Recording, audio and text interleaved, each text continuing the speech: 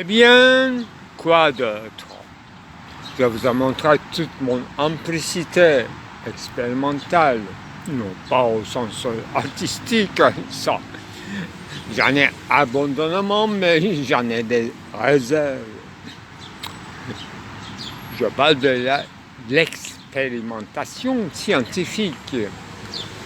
L'observable, l'inobservable. Mouvement d'idéation invisible et l'accès et les accessoires par lesquels nous pouvons accéder. À quoi? Au processus. Pour vous jouir dans votre terminologie à la vérité, toute nue. Effectivement, il y a une vérité toute nue, c'est que la nature se cache, aime à se cacher. C'est la nudité de la nature, aime à se cacher. La nature a des réserves. Pourquoi Héraclite aura dit ceci? Et quel rapport avec les films que je fais et les expressions qu'on dit consacrées, la vérité toute nue. D'où Heidegger oserait parler d'une certaine voile pour rapprocher de domaines séparés, c'est-à-dire mystique voilé et l'autre clair distinct, deux mouvements. Voilà, nous avons déjà deux noyaux depuis le commencement de la chose, enfuis où se révèle, bien sûr pas fantaisie, parce que fantaisie ça veut dire fantasia, fausse, qui a un rapport avec la lumière, qui a voulu venir sous la lumière du jour, clair-obscur, bien sûr aveuglant, en ce mois de juillet, là où la nature, à la fois dans son hyperbole et dans une tombée très rapide, donc la mort, malheureusement, de notre petite mère Isis, s'est entamée. Et selon le calendrier le plus clair et distinct et obscur, c'est-à-dire le plus ancien, concernant dans notre hémisphère nordique, mais également à l'envers, on peut dire, symétrique dans notre hémisphère, qu'on dit peu peuplé de notre globe terrestre, là où la naissance et la mort ne se comptent, là où, selon le dire d'un certain voyage, selon le dire de Hegel, là où les individus ne sont pas individualisés et ils se font en masse à la guerre, et non pas, bien sûr, pour faire la guerre et pour gagner, pour montrer leur courage, mais pour se faire tuer, selon Hegel, c'est une citation. Donc ils se font milliers, les nègres. Il parle de nègres de notre hémisphère sud. Ils se font par milliers comme des mouches pour se faire tuer. C'est la sentence de notre jeune Hegel. Bon. Eh bien, j'aurais voulu, ou je voudrais, et je vais essayer de parler de bassesse. Parce qu'on a utilisé des formes géométriques hyperboles, jusqu'à asymptotique, mais bassesse d'une courbe,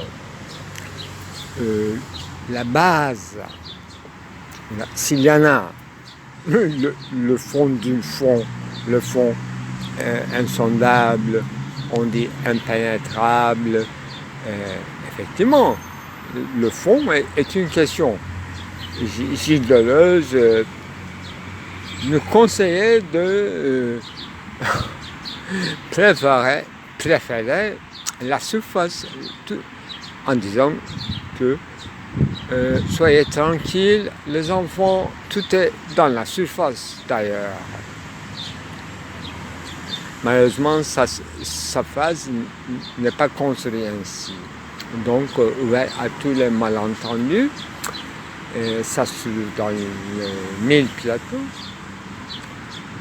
Et la surface, parce que nous sommes heureusement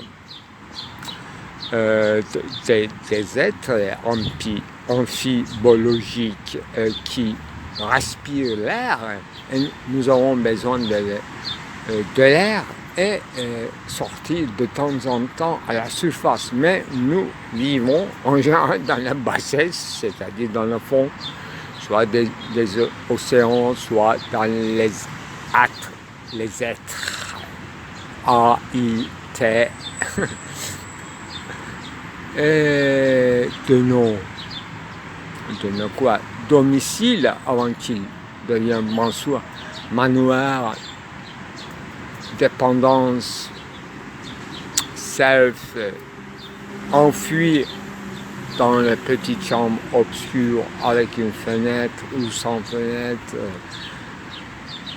dans le soubassement ontologique du Dasein, dont on n'a pas encore assez répondu historiquement, soit dans la surface d'aujourd'hui, répond Antworten. Avec le mot Worten, ce que je comprends, s'il y en a des mots pour en parler, faire pas face, avec les mots, en plus, on peut jeter un coup d'œil après coup de l'enfance berlinoise, entre guillemets, il peut y avoir des coups de foudre, c'est ce qu'on appelle la surprise de la vie quand on est inexpérimenté. Mais normalement, la vie se cristallise très tôt. On dirait un stade de miroir, et là, effectivement, un pseudo-commencement d'un château, non pas de cartes, mais en cristal, de Soliman et de Sémiramis, dont on fait l'objet comme un objet de magie pour leurrer, comme dans une petite cérémonie de fin fond de l'Afrique qu'on appellerait le chaman, le moment où le chaman, ou chef, comme on dit de manière draconienne, le chef du tribu aura sorti cette boîte, coffre, non pas des lois, et fermé, bien sûr, l'accès est interdit, la loi. Effectivement, là, il n'y a pas encore des lois mosaïques et le coffre sacré.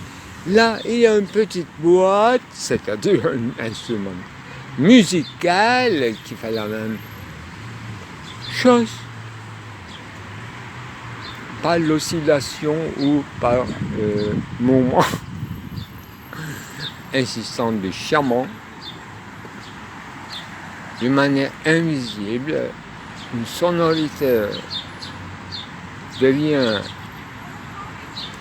au moment de l'extase ou avant l'extase ou au commencement de l'extase ou pour finir l'extase.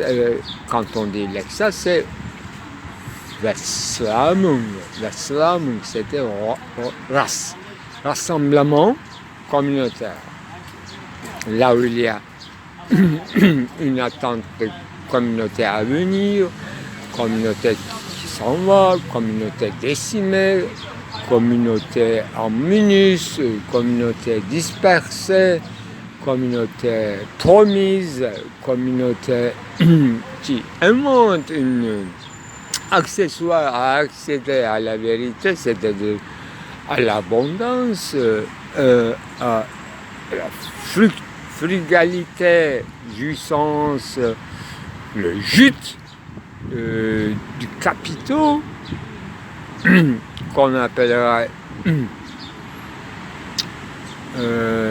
une lettre de, non pas de tolérance ou de condoléance, mais une lettre de confiance qu'on porte avec quoi? Avec Hode, c'est-à-dire avec toute une troupeau chargé de cristaux, de perles, d'épices, du blé, du lait concentré en plus, qui traverse le désert. Désert veut dire à la merci de tout, de tous les catastrophes naturelles, tempêtes, bêtes sauvages, et encore plus le corsaire bandit.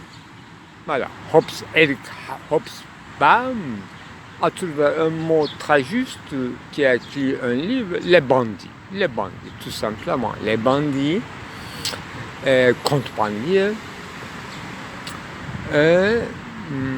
c'est-à-dire la question où, avant la naissance de M. Hobbes en Angleterre, donc avant une consolidation des territoires en vue. C'est très tardif. Ce que j'ai dit, c'est très tardif. C'est déjà toute grécité est finie. Toute la vie pastorale est finie et reste dans la campagne, dans le pays natal. On est sorti. On est devenus tous Oedipe, on part. On part avec les riches, à la recherche de richesses, à la recherche de toisons d'or, à la recherche d'échanges interethniques. Avec quoi? Avec une petite... Avec le caisse tonneau rempli de frugalité et de perles rares. Beaucoup plus tardivement avec les manuscrits. Et c'est ça qui s'écrirait à partir de là, à la fois mon petit roman, à la fois toute l'histoire. Voilà, à peu près les éléments pour faire une bonne géophilosophie à la soirée. Je ne dirai jamais, mais je ne dirai jamais des mots, des phrases ou des sentences subspécie éternelle qui sera valable du point de vue de l'éternité, mais je suis à peu près content quand je dis, enfin quand je prononce le singulier, là l'universel est déjà prêt pour accepter le singulier et le singulier soit déforme, soit élargi, soit fait encore plus réflexif l'universel. Donc, une fois le singulier, le cas, le frame, une plan d'immense, disons, par convenance de Deleuze, tracé, eh bien, aucune universelle, c'est-à-dire aucune compréhension universelle, c'est-à-dire trouver son pied là-dedans, ne peut être exclu et ne peut même être inimaginable.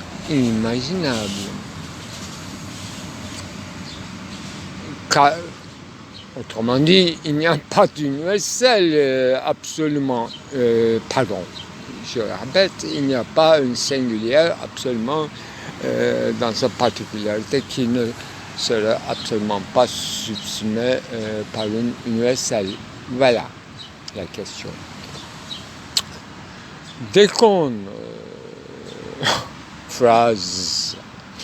paraphrase un singulier, un frame, moi j'ai déjà dessiné non pas une scène de guerre ni bataille, une paisible troupeau, disons des Arabes qui traversent le désert avec des tonneaux chargés de biens matériels et qui se feront attaquer ou pas, ça dépend, c'est la conjoncture, par les bandits. À l'absence ou à l'impuissance justement du souverain de l'État, de ce qui ressemblera à l'État. Mais la question est que chez les Arabes, il n'y a pas d'État, il n'y a que la religion, grande invention. C'est le sujet que j'avais déjà fait le cas et plusieurs, disons, scientifiques, chercheurs disent que chez les Arabes, il n'y a pas une notion d'État. En général, en Moyen-Orient, disons, hormis Chine, qui n'a rien à voir avec le Moyen-Orient, karma, feng shui, etc. Il y a des autres manigances et encore pire que Hobbes, ou Machiavel, qui reste innocent, une théorie de justice appliquée en état en souverain, en exercice, en pratique, en effectivité, en Chine, selon quand même un grand article que j'ai lu il y a 4 ans, pendant l'épidémie, et j'avais le cas en écrit une fois un film qui n'a pas réussi parce que je n'ai pas pu me faire exprimer, sujet délicat, et le film s'intitulait Aufenthalt, c'est-à-dire notre séjour dans ce monde. Autrement dit, selon ma traduction un peu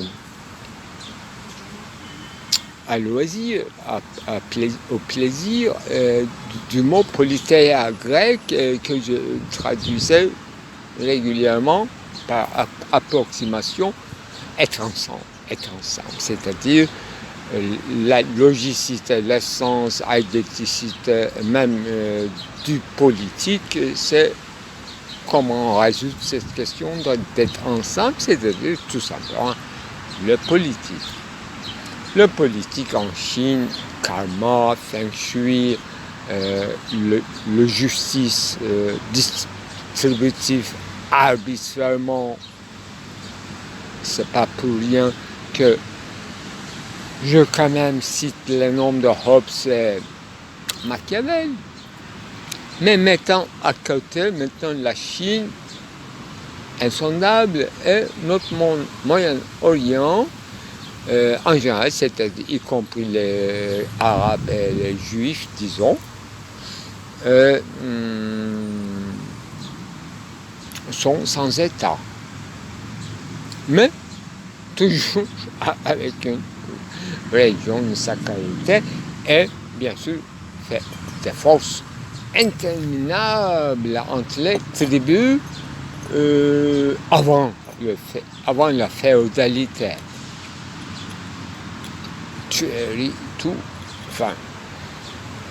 Tuerie chez les Arabes, entre les tribus, malgré des limitations qui ressemblent à un closement étatique après la Seconde Guerre mondiale, donc les lignes tracées, etc. C'est complètement arbitraire. Les Arabes n'ont pas d'État, mais ont des manières de parler différents arabes, comprennent différents arabes, et ils ont des sectes. Ils ont des sectes, et Iran, c'est encore... bon, je ne nommerai pas comme... si on cherche vite un mot, je dirais, pour Iran, dans la région, ça, en fonction de sa fonction, c'est une... en turc, Maymunjuk, la clé de quoi passe-partout, voilà, passe-partout. Merci de m'avoir écouté. Passe-partout. Le concept existe, travaillé chez Derrida, dans la vérité en peinture, sûrement dans la partie concernant Kant, Paragon, et l'autre c'est un artiste qui est son ami apparemment, Titus Carmel, et c'est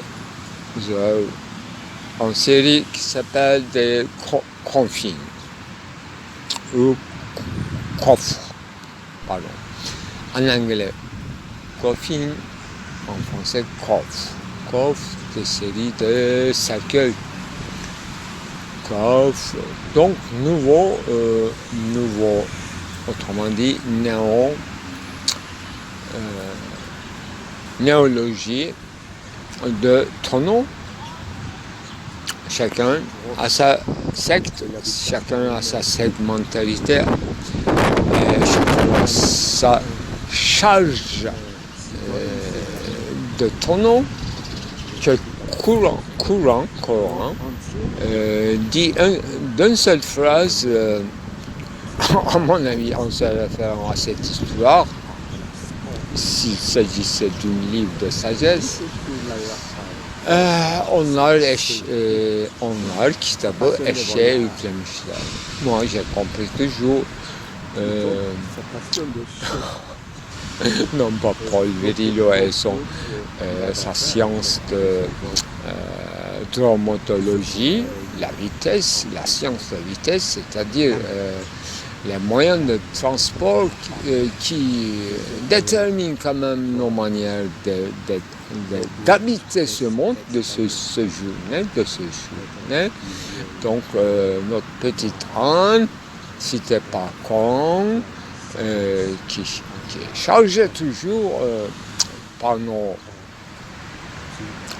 péchés et par les meilleures parties de notre être, c'est-à-dire des livres sacrés ou les autres manuscrits qu'on ne lit pas tout simplement, parce qu'on n'arrive pas à déchiffrer le sens.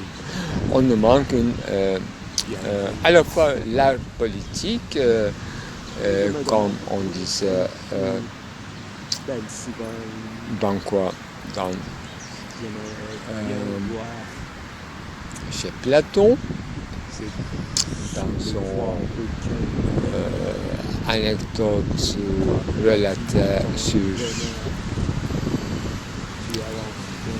Faute d'Épiméthée et Prométhéeus, nous manquons les dieux, sont très tristes à la vue de notre état parce que nous manquons l'art politique, c'est-à-dire cet art d'être ensemble, et nous n'arrivons même pas à déchiffrer ce que nous donnons beaucoup de valeur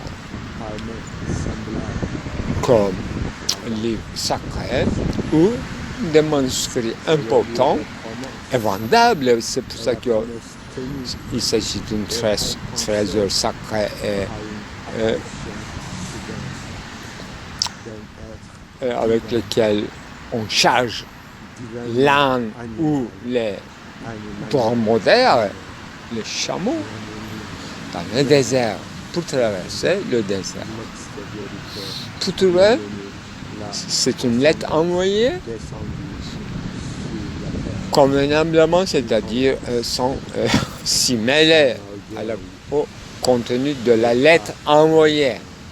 Il s'agit d'une lettre envoyée au loin, au destinataire inconnu, et pour conclure, une lettre simplement en double sens, une lettre d'alphabet et une lettre qu'on écrit et qu'on envoie, trouvera toujours, mais dans une toujours qui peut durer une éternité, son destinataire.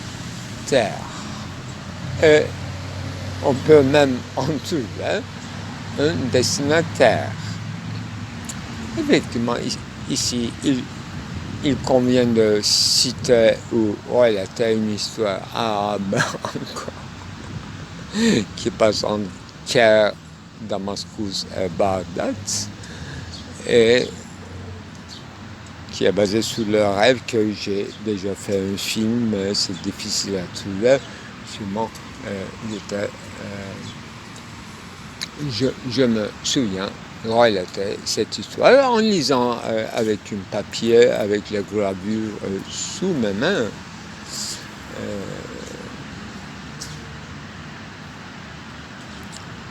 Cette histoire d'un homme qui se déplace pour aller à Bagdad, mais en même temps, selon les indications de ses rêves, mais cet homme finalement rencontre quelqu'un qui est justement destinataire, et lui aussi il voyait des rêves, mais un peu à l'envers ou asymptotique. Voilà, juste ce que je peux dire pour l'instant. Je suis un peu fatigué. Je pensais tout à l'heure les différences de beaucoup de choses qui peuvent s'énumérer dans la même série. Commençons par allemand, Bedeutung, Besiehung ou indication, disons, pour ne pas faire des fautes. Donc, il y a plusieurs sortes de significations. Sinn et sinnlich aussi, c'est le sens plutôt, et la signification aussi. Dans la Bedeutung, que Derrida traduit comme ça à la lettre vouloir dire, c'est vrai qu'il y a un vouloir dire, on ne peut pas réduire tout le sens au vouloir dire. Et moi je comprends plutôt en fait, j'aurais voulu dire, c'est complètement légitime, et j'ai failli que ou bien j'aurais bien aimé que je me souvienne de moi-même, de mes significations ou de mes actes manqués ou des significations ou des expériences pleines de sens, ou bien un bout de sens me suffira. Voilà, ce genre d'expérience. Mes expériences de pensée, en fait, me soient toujours transparentes et dans l'unité de conscience. Mais pas du tout, ce n'est pas le cas. Et heureusement que je suis dans une work in progress et je travaille fragmentalement et étalé sur plusieurs années. Et on ne travaille pas la maladie ou bien au contraire avec un épanchement d'autant plus fort avec proximité, avec ce sentiment de proximité de mort, mais dans un état de production hors de soi, c'est-à-dire en extase. Donc on ne peut pas, enfin, on enregistre, j'enregistre, je fais des esquisses de films rapidement, mais il faut revenir, bien sûr. Et hier soir, j'ai eu l'occasion, jusqu'à très tard, de revenir véritablement sur un réseau, donc une sorte de travail de saltimbanque, ou l'autre mot, funambule, voilà, parce qu'il s'agit de sauter et faire des moments de salto. Réseau, moi, je l'ai utilisé dans le meilleur moment, toujours comme ça, avec un moment de saut. Effectivement, c'est très difficile.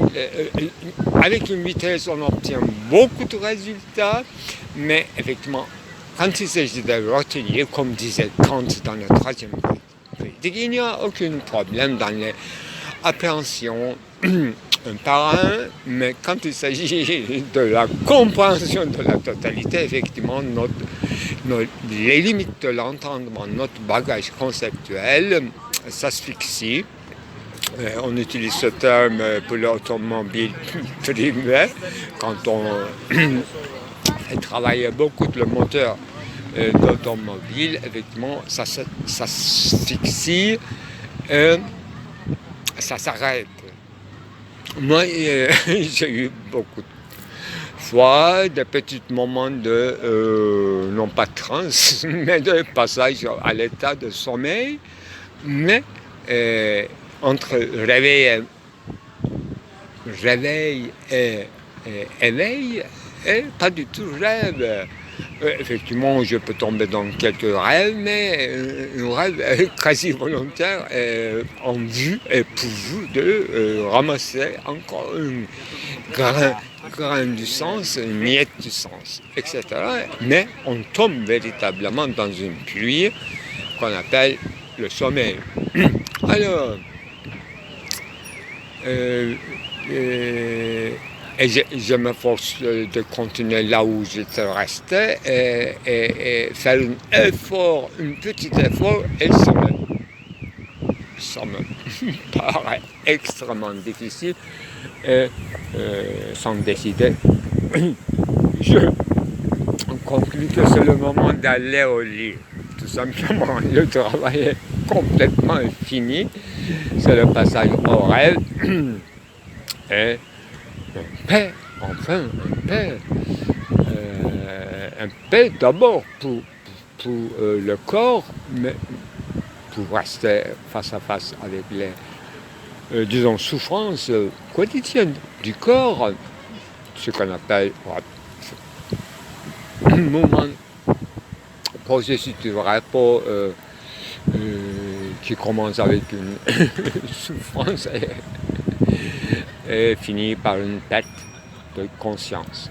Et là, je me demande si Descartes a expérimenté tous ces moments, comme tout le monde, est-ce qu'il y aurait encore du cogito à ce moment de perte de conscience éveillée et un travail en travers, laissé à l'état avec une minuscule, avec un état majuscule, un état fantôme qui est suppléé par un système de réseau, telle technologie de surveillance non pas unifié et localisé bien sûr, mais par un algorithme électronique, une machine, ce qu'on appelle un ordinateur central ou délocalisé. Voilà le mot qu'aiment beaucoup les Français bureaucratiques académiciens. Délocalisation des centres de archivage au cas où, c'est-à-dire n'ont pas du tout aucun pouvoir, aucune horde plus ou moins organisée des relais systématiques ne peut en rendre compte si on ne fait pas des pamphlets ou voilà. Si vous n'êtes au-delà de votre justement indiscernabilité, c'est le mot juste de pouvoir est encore plus disons opérante que normandisme qui est quand même archaïque. Voyez, je parle de la résistance, résistance du corps, résistance de l'esprit en travail, et résistance au sens de recommencer là où on est resté et oublier. Puisqu'on parle de la Bedeutung, effectivement, Bedeutung, c'est-à-dire cette question simple, où étions-nous? Où en étions-nous? Où en étions restés? C'est le moment de signification qui est dispersée et qui devra revenir. Ce n'est qu'un exercice que tout écolier, malheureusement ça ne marche pas les choses comme ça, mais effectivement tout écolier dans ces exercices qui s'étalent en emploi du temps doit passer par cet apprentissage de revenir sur un sujet, autrement dit imperceptiblement revenir à un moment d'expérience intimement soi, appartient à soi, que petit élève ne s'en rend pas compte encore. Il croit qu'il travaille sur une matière et les questions dans les examens à venir sous certaines matières, alors qu'il est simplement, toute la question et la question, c'est lui ou elle, c'est-à-dire le soi. Aucune maîtresse d'école ou maître d'école ne se rend pas compte explicitement, tout le monde, effectivement, tout enseignant, c'est que c'est d'abord une éducation sentimentale, donc un épanouissement total d'un élève qui compte, qui a la priorité, mais toute vérification de son état de développement passe lui interroger sur les matériels limités et déclarés sans aucune surprise. Il ne faut pas que l'élève soit surpris, qui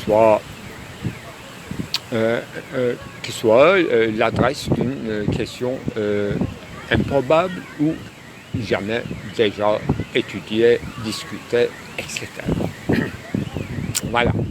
Le modèle élève est une institution, un encadrement d'un développement finalement éducatif, mais au fond spirituel. qu'on peut appeler exercice, le mot vidé de sens, etc., mais qui est utile. Par exemple, Lyotard, interprétant Kant, redonnait quand même son sens noble et, à mon avis, propre au mot exercice. Le jugement réfléchissant, on ne peut pas l'apprendre, donc à aucun élève, ni à qui que ça soit, mais ça s'exerce. Le jugement réfléchissant, ce n'est pas de l'ordre de la connaissance, donc ce n'est pas transmissible par l'éducation, mais un certain apprentissage, un certain accompagnement, c'est possible, ce qu'on appelle l'exercice, pour que tout imbécile comprenne. J'ajouterais le mot magique, autodidacte et auto-apprentissage. Donc, les pratiques sont laissées à la merci et tant mieux. Il faut laisser du temps au temps et surtout à nos petites élèves pour qu'ils expérimentent également les autres régions de l'existence. D'abord le sport, c'est-à-dire le mouvement kinétique et l'éthos d'être ensemble, bien sûr.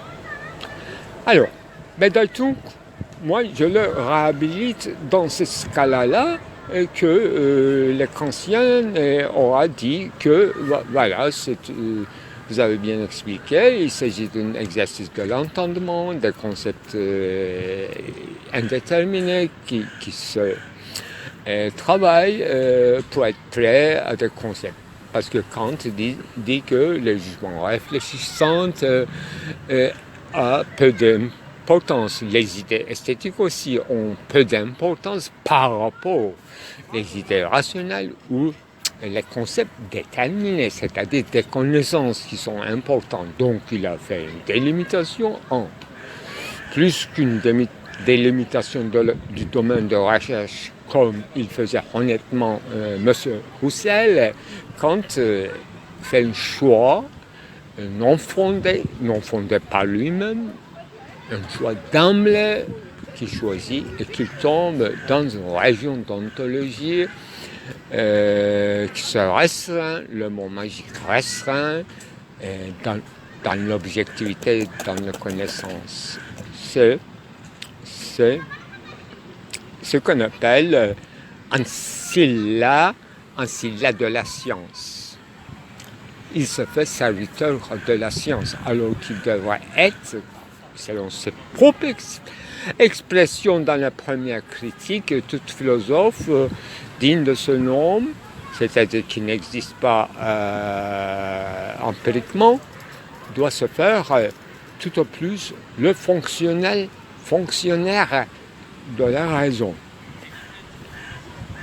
Où est la raison? Quel rapport de la raison et de la connaissance dans l'intérieur même, dans la délimitation même de ontologie kantienne. Donc, il est contradictoire, il ne sait pas quoi dire, mais il nous donne toutes les indications pour comprendre de quoi il parle, dans quel marécageux, sol marécageux, il s'avance ou il s'enfonce dans le marais. Voilà, fini pour Bedeutung, on passe à Sinnlichkeit, Sinnlich, donc quelque chose qui a du sens.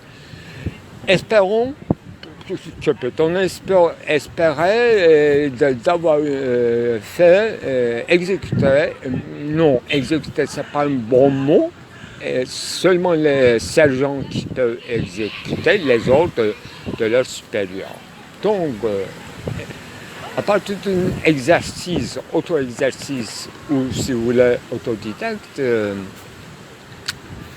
on fait une preuve d'être digne d'abord du respect, mais avant d'être digne de respect au sens ancien, il faut se montrer comme un trésor caché, insoupçonné, et il faut faire preuve d'une expérience,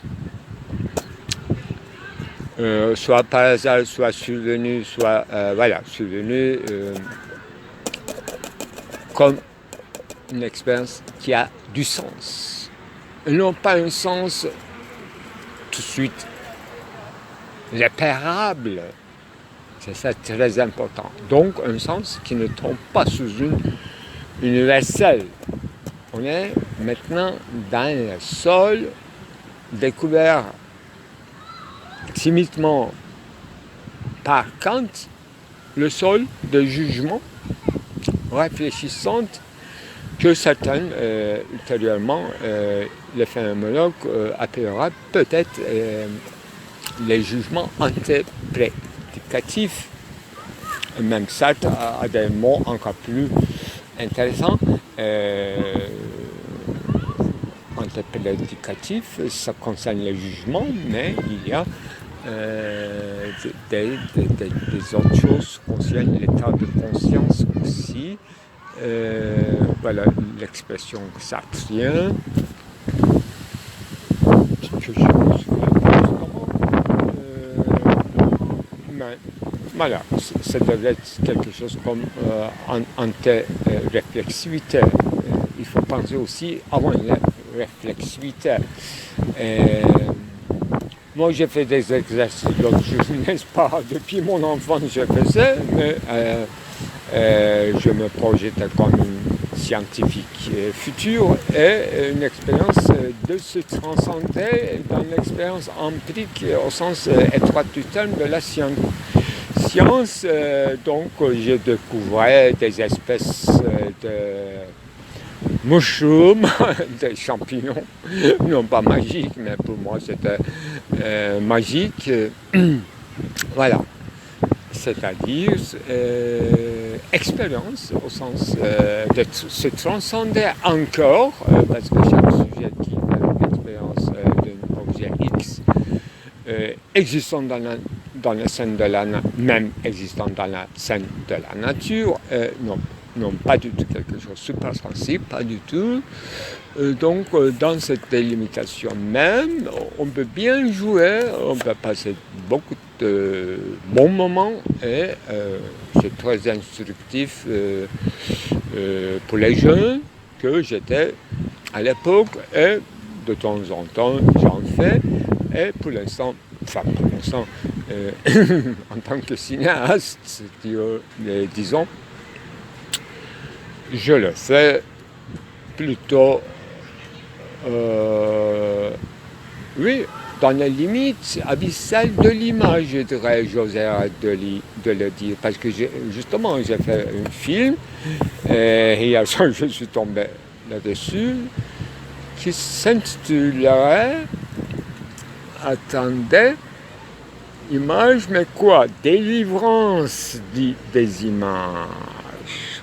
Voilà, moi, là, dans le syllabus de ce film, je me présentais, donc faire un film, après avoir fait un autre film précédent, et dans lequel j'avais découvert et essayé de conjoncturer le mot Frieden, c'est-à-dire la paix en allemand, qui ne colle pas tout à fait à un état paisible après la guerre, comme dans le lexique latin, etc. Et je proposais comme une possible et probable traduction du mot allemand Frieden, le mot de délivrance. Délivrance, donc une certaine liberté, mais très bien définie, une sorte de liberté. Voilà, délivrance des images que certains peuvent interpréter comme la transcendance ou la supériorité des images par rapport à un discours discursif ou de définition prédicative ou de raisonnement. Dans le cadre du jugement, effectivement, je me souscris complètement. Et également, Roland Barthes utilisait des autres expressions pour faire des distinctions à l'intérieur même des types des images, en distinguant les images, en grosso modo, comme les images obtues et les images obviées. Voilà, nous obtenons... Ce sont des mots un peu difficiles, mais qui viennent directement du latin, obviously. Ça existe dans les langues, obviously, et obtus, c'est plutôt c'est quelque chose qui ne se parle pas, qui ne se fait pas déchiffrer tout de suite, qui a soit transcendant, soit un retrait. Des images non pas de l'ordre du discours, il y a des images qui se soumettent à l'ordre du discours.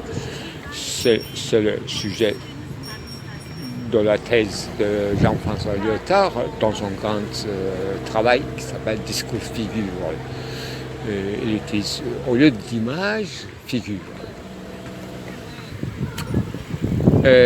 Philippe Solers utilisait, à mon avis, dans la lignée de Bertolt Brecht, donc en se faisant un clin d'œil au théâtre, donc il préférait au lieu le mot le tableau au lieu du mot image. Ça aussi c'est très significatif et que je comprends étant un peu spécialiste de Bertolt Brecht, tout ce qu'il dit immédiatement. Donc les images ont des intrigues qu'on ne peut pas, ont des niveaux ou des registres, comment dirais-je, des souches différentes de thématisation qui sont différents absolument des thématisations donc entrer dans une intrigue et le relater dans une chronologie en faire un récit obéir à certaines lois, je dirais du parabole, ne serait-ce que l'introduction, le développement, bifurcation et un résultat. C'est ça qu'on appelle la parabole. Mais il y a plusieurs formes rhétoriques en dehors du parabole.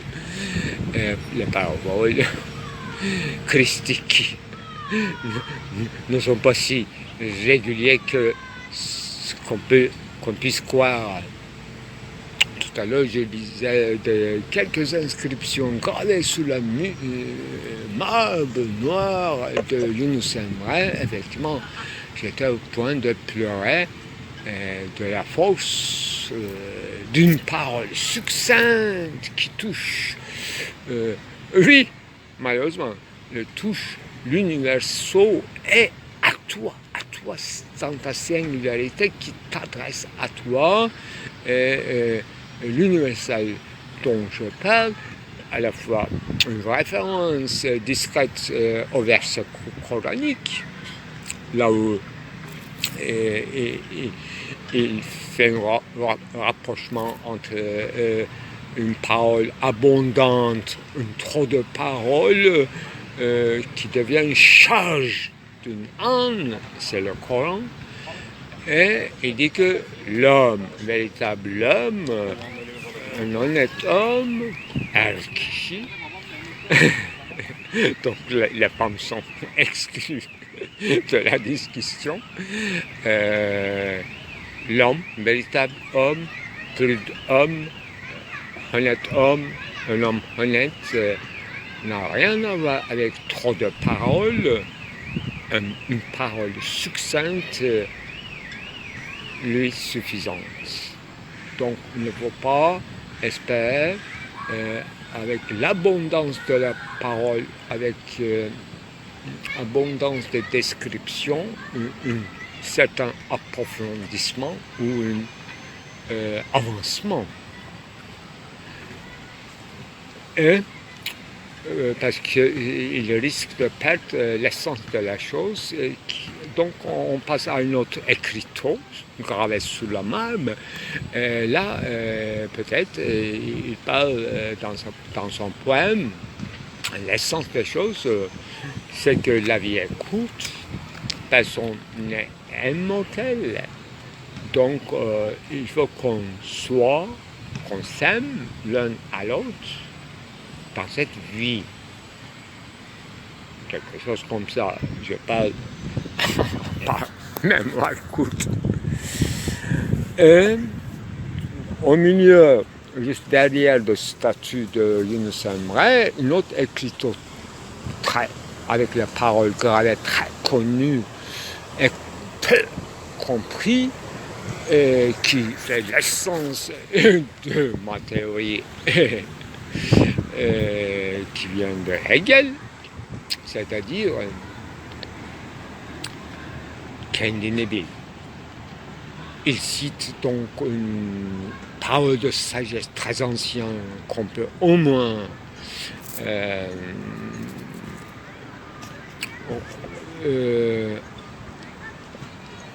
mettre en rapport avec un certain Socrate qui dit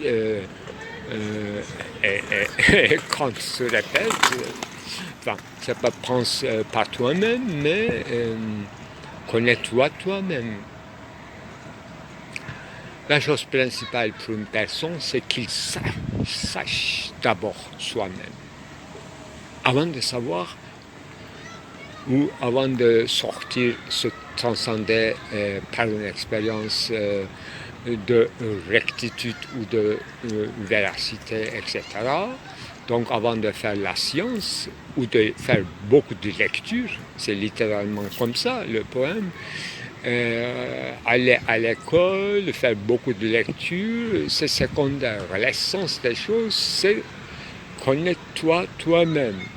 C'est unique. Donc rapport avec Hegel, c'est toute connaissance de quelque chose spécial, régional, et au fond, c'est une connaissance de soi. Donc il faut que tu te pèses dans cette grande pèse-nerf, je dirais, citant Artaud, qui est ta connaissance de toi, de toi-même, pendant tous ces développements, avancements, ou tomber dans les abîmes, ou avoir des obstacles, etc. C'est uniquement te concerne. Ce sont des choses qui te concernent uniquement à toi, tant que tu sais et tu te transcender, au sens d'aller vers une extériorité. Donc objectal, ça peut être différents types d'objets de connaissances. Et ceci accompagné par une connaissance, non pas au sens étroit du terme, au sens d'expérience de connaissance, de savoir, comme le sous-titre de livre de Hegel, Phénoménologie de l'esprit. C'est un essai d'expérience de savoir. C'est ça. Et ça m'a fait pleurer, effectivement. Le statut que je passe tous les jours d'avant, un jour, vous pleurez, enfin presque, larmes ou désarmées plutôt. Vous désarmez. Et vous fortifiez tout ce qui vous désarme, peut vous fortifier. Ce qu'on peut appeler épanchement d'autant plus de force vitale, bien qu'on est fatigué, ça ne change rien. Pour notre époque, il n'y en a pas une époque, le temps se recontracte. Le reste du temps, c'est encore plus contracté.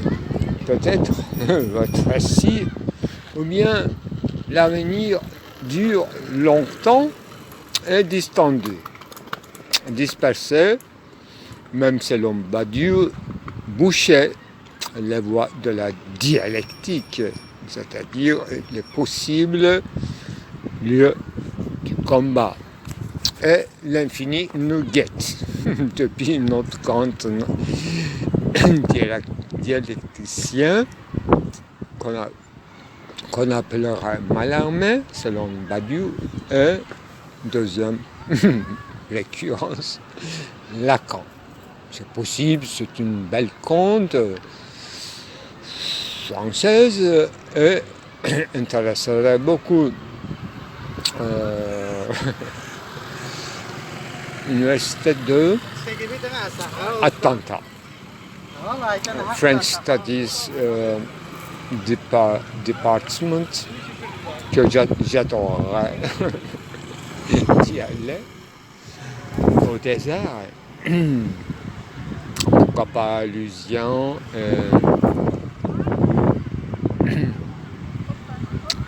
Bon, alors l'avenir dure longtemps, lui Althusser et son œuvre finale apparemment. Et apparemment il s'est mouru dans l'asile ou dans une surveillance spéciale, j'en sais rien. J'essaie de lire des biographies à la fois de Michel Foucault par Didier Eribon, un peu de rapport avec Maître Althusser. Mais le sujet n'est pas ça, le sujet c'est l'école. École normale supérieure, dont la date est précise, Brummel de quelque chose, fondation. Mais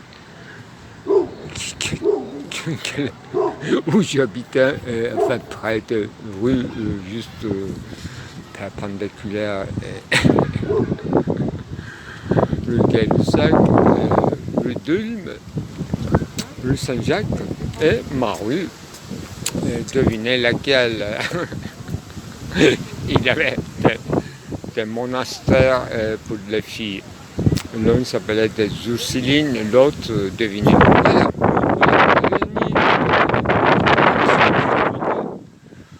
Alors d'où vient ce mot normalien? J'ai lu, non pas une réponse claire, mais évasif, dans une analyse encore dans l'un des articles de Derrida. Voilà. C'était d'abord changement de code civil, donc le sujet est passage au code civil dit napoléonien, qui concerne une mise en encadrement de l'éducation nationale et la fondation d'écoles normales supérieures. Peut-être en même temps, je ne sais rien, du Collège de France et probablement tout un projet qui se développerait à partir de Hegelien sur l'école laïque nationale. Donc il s'agit d'une guerre encore civile. Contre quoi? Contre clergé. Contre quoi? Contre éducation de type universitaire, mais à l'époque, l'université voulait dire tout simplement certaines sectes ou quoi? Un monastère. Exactement. Je voudrais parler aussi, fondation à la fin du XVIIIe siècle, de Darül Fünun à Istanbul, chez les Ottomans, donc une faculté de sciences, donc une université à part, et Darül Bedaï, université des beaux-arts. Et Bedaï, à ma connaissance, Bediyat veut dire la beauté, donc l'esthétique. Voilà. Et l'autre, bien sûr, c'était déjà fondé seulement, mais à l'intérieur de la réforme de l'armée, ça devrait être l'ingénierie, c'est-à-dire Tophane,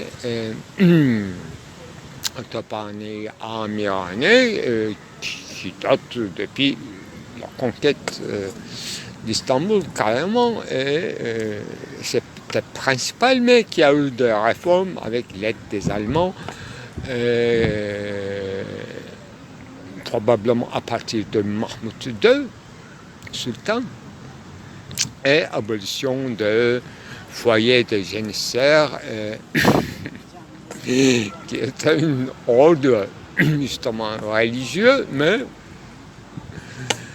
à l'origine, c'est-à-dire il ne s'agit absolument pas d'un ordre religieux, mais une norme régulière adoptée par les, fondée par l'adoption d'une race différente, disons, selon une fidélité parfaite aux idéaux de la République de Platon concernant les gardiens de la cité, etc. Ça, j'en passe vite. À l'occasion, je leur fais des discours là-dessus, peut-être. Darül Fünun veut dire, donc littéralement, la porte de la science, des sciences. Et Darül Bedaï, la porte des beaux-arts ou des arts et des métiers, sauf l'armée, c'est-à-dire lourde, ce qu'on peut appeler maison de mines et chaussées en France, qui était probablement la première université, sans entrer dans le cadre de l'université, un enseignement supérieur dans l'ingénierie. Donc on parle historique de la science, répartition des sciences, qui est un peu différent de ce qu'il a envisagé dans la faculté, dans le conflit des facultés, Kant, par rapport à l'Allemagne. Là, il y avait une faculté de théologie, faculté de droit et faculté de médecine et la faculté de philosophie cherchait une place sous la plume de Kant. Et une réponse en est donnée. Et, à mon avis, Hegel et les autres sortent de cette plume où la philosophie, c'est-à-dire prima philosophia, doit être la science fondamentale et tout le reste doit en dépendre.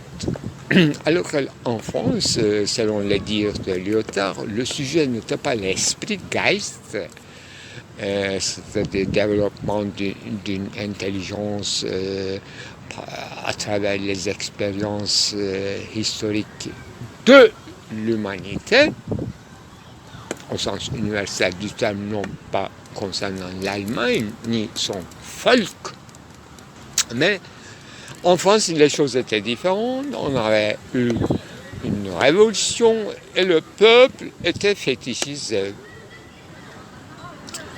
Donc la notion de grâce ou de quoi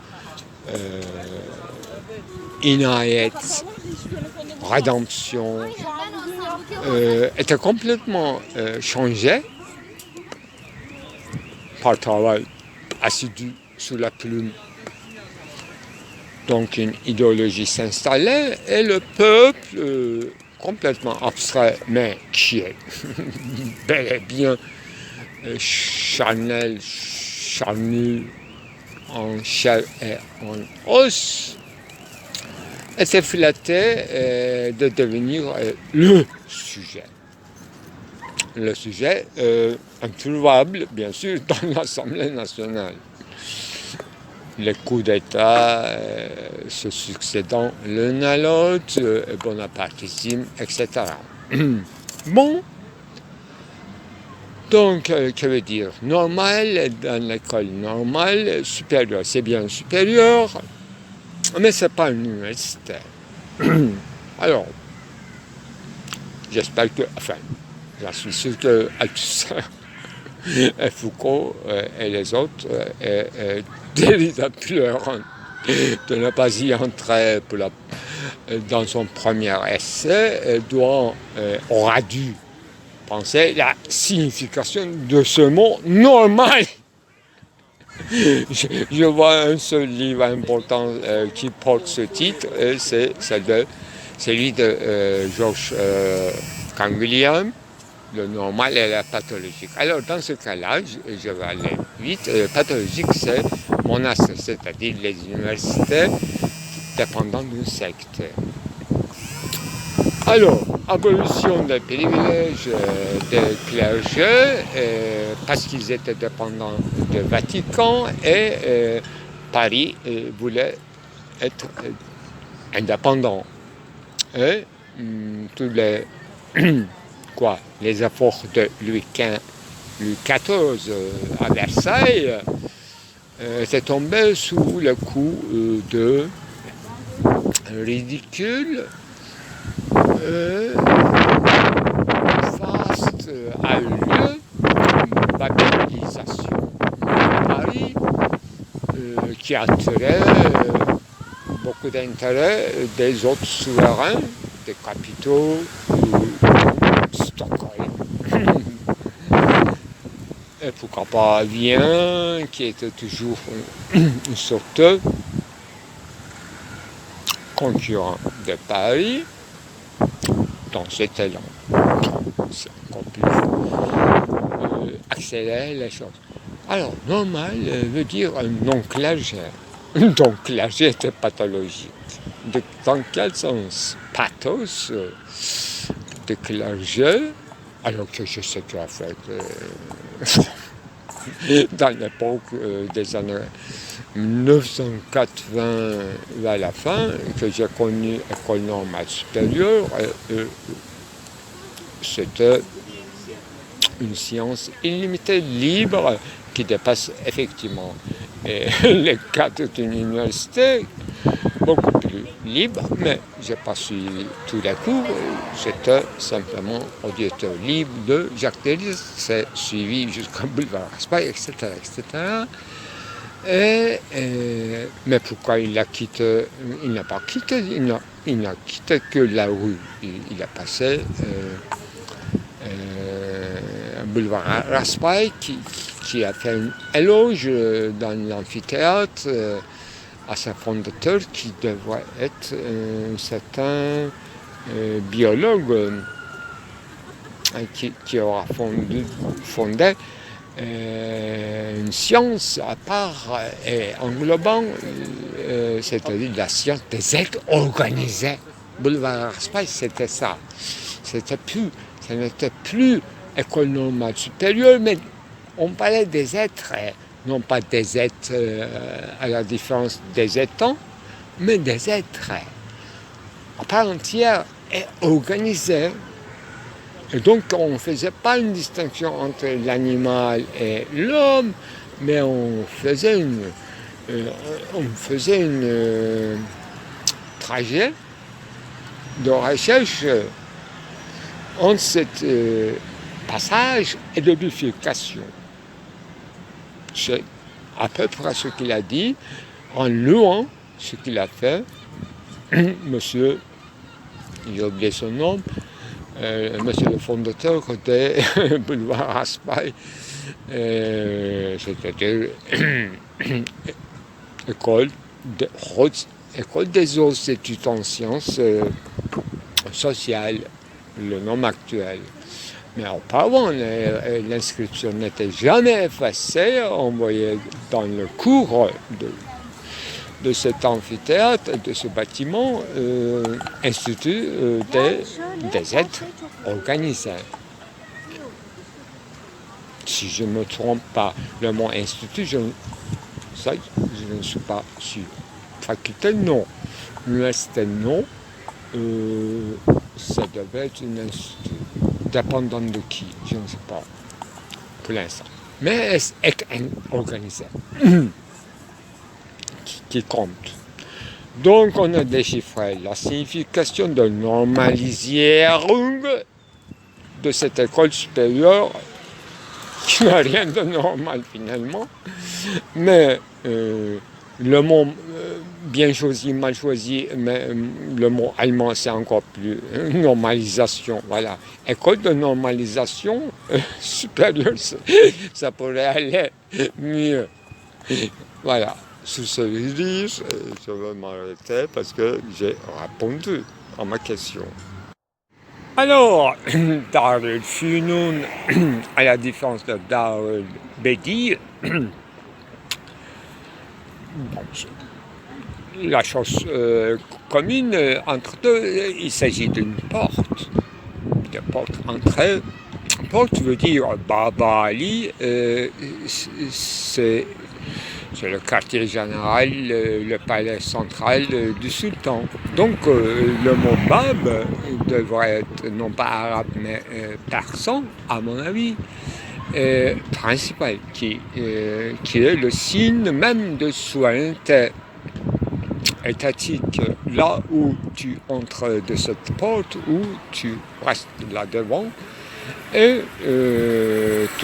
en fait, nous n'avons pas de cathédrale en islam, mais l'équivalent c'est Ulu Jami, c'est-à-dire dans chaque ville importante de Moyen-Âge, on a eu, non pas chez les Ottomans, avant les Ottomans en Anatolie, c'est dans la période de Selçuki, des Ulu Jami, qui veut dire mosquée.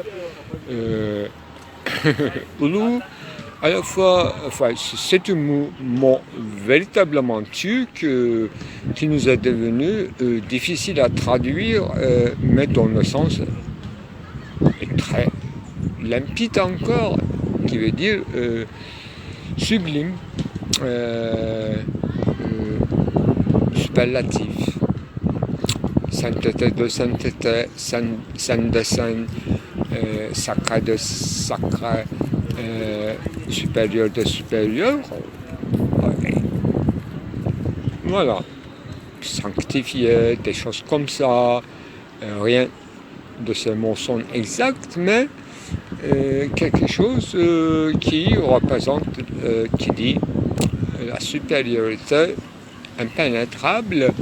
Et dans ces mosquées, disons de type cathédrale de l'époque selçukide, qui a fini le XIIe, XIIIe siècle, qui n'ont pas fini mais qui sont dispersés en des petits états en Anatolie qu'on peut nommer féodalité. Beylik dönemi, l'époque de seigneurie, eh bien, très honorable en esthétique, en Bediyat, le sens du beau, je dirais, des arts sacrés et géométriques, mathématiques, très profondes. Que j'adore et j'avais une certaine aspiration d'en devenir le spécialiste avant de choisir comme éducation supérieure, la philosophie. Eh bien,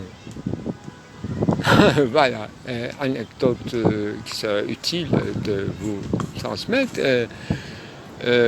L'un de mes collègues supérieurs en âge, d'expérience de l'académie,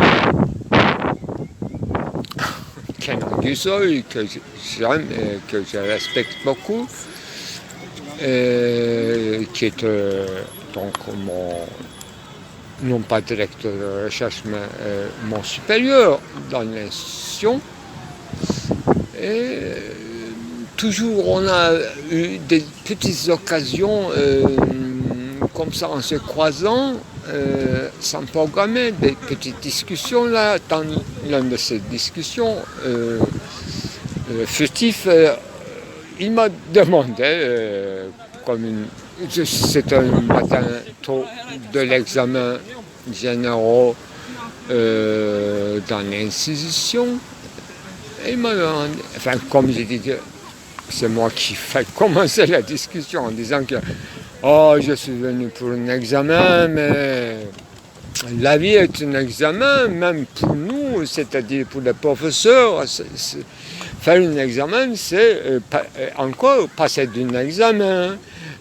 Eh bien, en concluant, je disais que la vie est un examen. Ça, en tout cas, quand on dit ça, hayat bir imtihandır, alors vous prononcez une sentence foncièrement religieuse, examen, au sens d'imtihan, c'est-à-dire l'épreuve.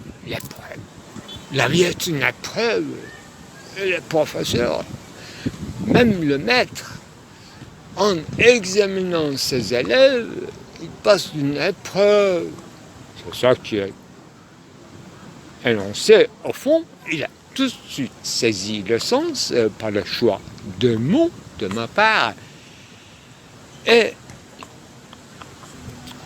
la discussion prolongeant, il m'a donc posé une question, un certain col, comme ça, à pied, on n'était pas confortablement installé le matin tôt. Il m'a dit, alors, puisque tu fais de l'esthétique, alors c'était l'examen esthétique, est-ce que tu me dirais comment s'appelait discipline esthétique chez les Ottomans, dans l'université, dans ton école que tu as citée, Bab.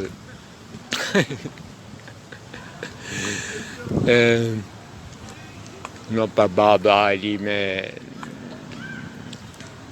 Bediyat, voilà. J'ai dit, ça devait s'appeler, je me demande si j'ai bien répondu immédiatement. J'aurais dû bloquer sur ce point, sur cette question inattendue. J'étais vraiment, donc, le sujet qui passe l'examen à ce moment-là, et j'ai dit quelque chose, et il m'a donné quelques indications pour trouver la bonne réponse.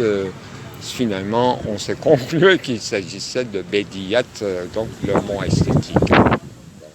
J'ai une petite théorie à partir de ce que j'ai lu, que le mot Edebiyat, c'était la littérature. Le mot même littérature n'existait pas chez les Ottomans, et c'est Shinasi qui a trouvé un mot pour expliquer que le roman peut entrer dans un genre qui devrait être appelé Edebiyat. Et le mot Edebiyat a une équivocité, donc c'est complètement arabe-persan, mais tout le monde comprenait le sens, parce que ça comporte à la fois Bediyat, Edebiyat, La lettre se comporte comme mot dans son étymon, disons, le mot esthétique en ottoman, et à la fois dit une chose supplémentaire, comme surplus, edebi. Edebi. Edeb veut dire plus que mœurs, Zitlikeit. D'abord, au sens courant du terme, c'est avoir une retenue. Elle n'a pas divulgué toute chose. Il n'a pas publié donc toute chose. C'est d'avoir eu égard à des mœurs établies, bien sûr, le principe de extrême, comme extrême limite de notre religion. Mais quelle religion? De quelle interprétation de l'islam? Effectivement, à Istanbul, c'est sunnite.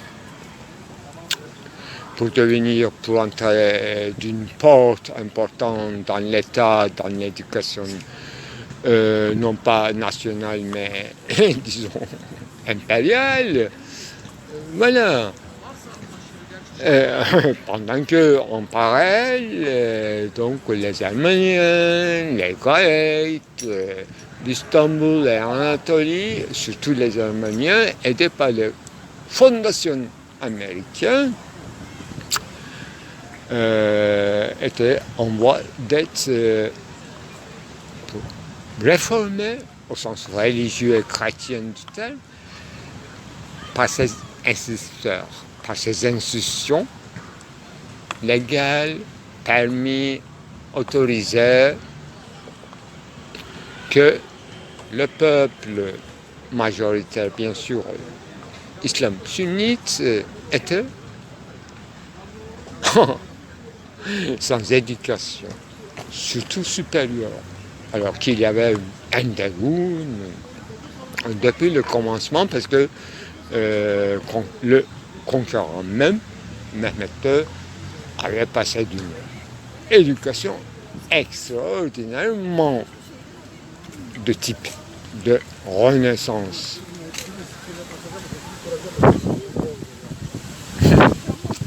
Eh bien, pour être terminé,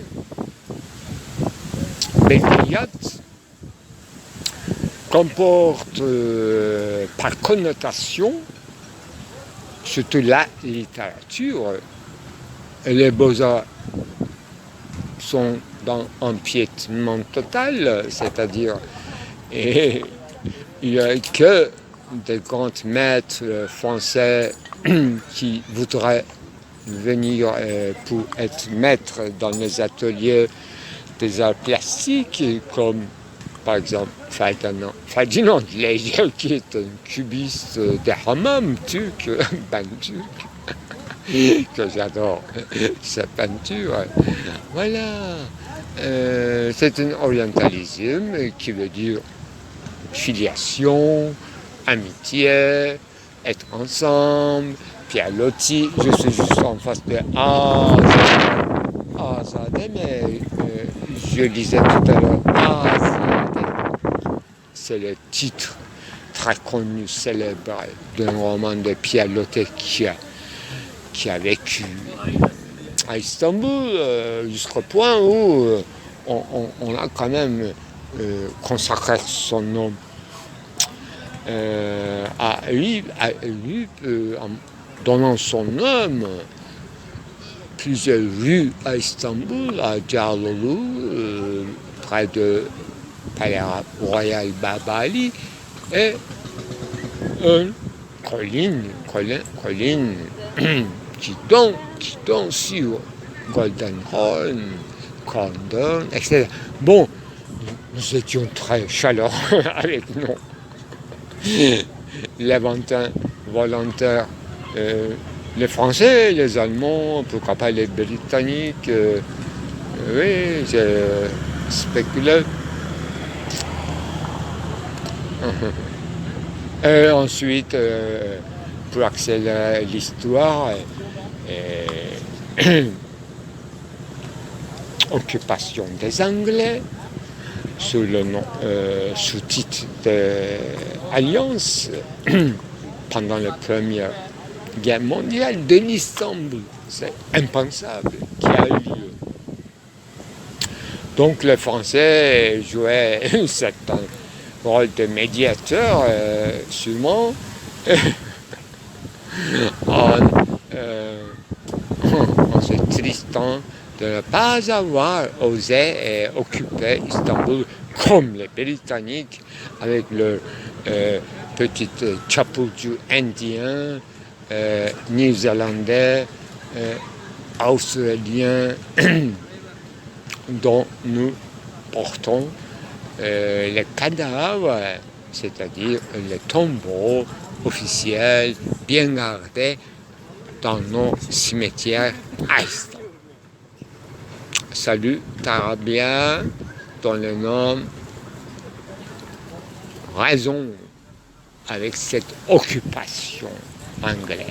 Surtout Tarabia veut dire une certaine barricade, des fossés sous la colline qui se donnent sous l'entrée du Bosphore contre le danger qui viendrait de mer Noire, donc de la Russie en ébullition, en pleine révolution.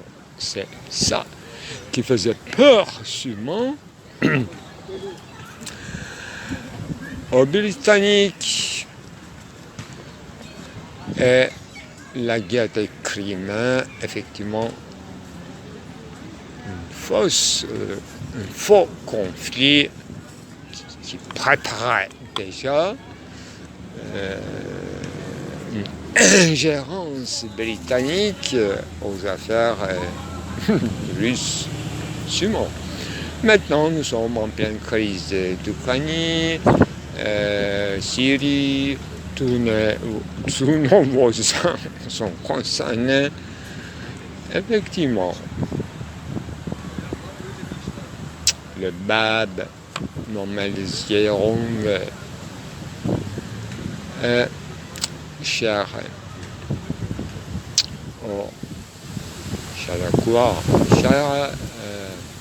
grande majuscule idéologie et les petites variantes identiques minuscules idéologie bloc hégémonique de Gramsci qui connaissait quelque chose quand même du mot praxis. Moi, je raconte toujours des exemples, des essais, des esquisses de praxis déchus, tracés, esquissés, et dont le premier enregistrement concernait plutôt l'éducation, qui veut dire normalisation, mais dans les limites élargies et élastiques de diplomatie de quoi? De l'espace social dit société civile, toujours en guerre, selon fondation de philosophie de droit de Hegel d'abord, et ensuite les travaux de Karl Marx.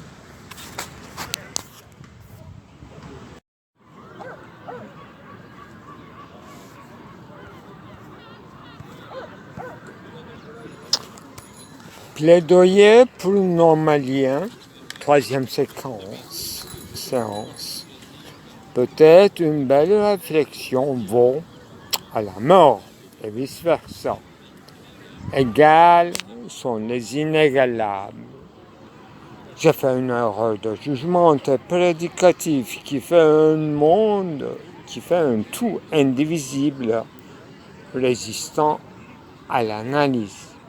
Il s'agit d'autocitationnalité d'un poème de 8 juillet dans mon film du 16 juillet. À l'instant même, selon les exigences apodictiques qui m'ont imposé dans la loi du genre, ou la loi en littérature n'a pas descendu, son essence substrat montrable. Non. Mais seulement en visait un affect d'avoir eu égard, sinon de l'autre, de respect, de dépenser de sa vie, aux heures incroyablement tardives dans un travail, de vraiment une praxis, mieux que rien, dans le contre-jugement objectal et cédant, s'annexant du confort de l'universelle communicabilité de la reproductibilité, rassurant tout travail, dont le sens s'avère de ne promulguer que le déjà su, déjà impérieusement eu une protection de garderie dans l'atome, volume, est sténographiquement complété par le chef d'assistance attitré disposant d'une équipe et d'une vérificabilité du vouloir dire du père par la parole vive. Cela s'appelle un Platon qui ventriloque son père bien défunt et refondant dans cette délimitation des ancêtres,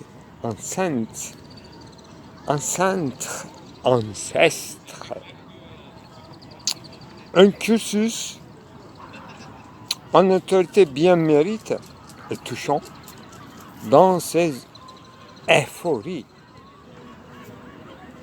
4e séance. Tout mon travail, par exemple, qui se divague, tout en faisant un clin d'œil à la variation eidétique, concept dont la non-mércité sans noéthétique, avec la mise en question de la pré-réflexivité, dont la réflexivité même s'enseigne dans l'automouvement de la conscience de soi, qui sera toujours irréfléchi dans ses inclinations en déclin, vers le pragma, qui nie le chemin parcouru ou s'exquise son délaissement dû à une autorésolution de participer à la production du rien en vue de réitérabilité et recevabilité pour peu qu'une denrée consistante de passe-temps jusqu'à la dernière sortie. Si c'est encore possible, de l'autodonation de la mort dans un accident de voiture, dont le principe de causalité s'abolit en se prouvant comme mécanique, c'est-à-dire ta mort à laquelle tu étais ou fut digne. Reçois là, maintenant, dans ton irréfléchi, qui n'a pas eu l'occasion de si faussement et fortement penser, c'est-à-dire ta vie, dont l'écoulement